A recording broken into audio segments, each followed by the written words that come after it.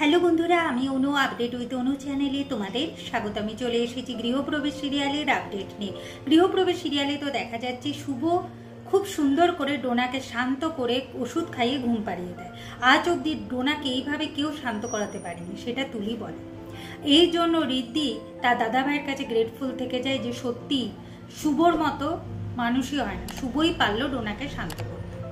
অন্যদিকে আমাদের রমিতের রেজাল্ট বেরিয়েছে, সে ফেল করেছে। তার বাবা তাকে ওর্থলেস, ব্ল্যাক শিপ এরকম নানা বাজে বাজে কথা বলতে তাকে বলে কিনা এই বাড়ির যোগ্য না, সে কিছু করতে পারবে না, তার জন্য নাকি তার বাবার প্রেস্টিজ থাকছে না। এখন রমিত খুব ভেঙে পড়ে, তার নিজের ঘরে গিয়ে দরজা বন্ধ করে কাঁদতে থাকে।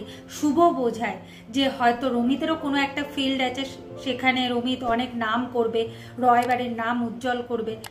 রমিত এরপর বোঝে যে না, আমাকে এখানে পড়ে থাকলে চলবে না, আমাকে এই বাড়ি ছেড়ে বেরোতে হবে, আমাকে কিছু করতে হবে, নিজের পায়ে দাঁড়িয়ে তারপর আমি এই বাড়িতে ফিরে আসবো।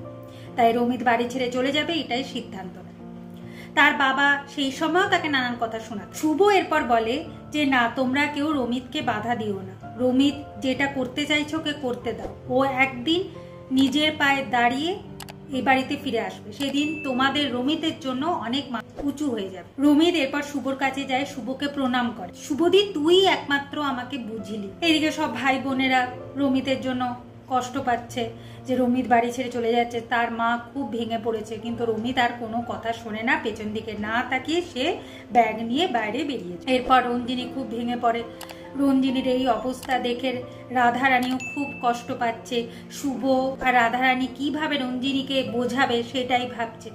আগামী পর্বে দেখা যাচ্ছে যে রাধারানী আমাদের রঞ্জিনীকে বোঝায়, এমনকি নিজের মেয়ের জায়গাটাও রঞ্জিনীকে দেয়।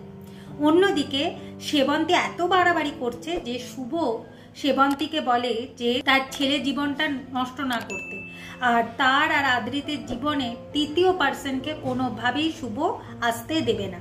সেবন্তী রেগে গেলেও কিচ্ছু করবার নেই।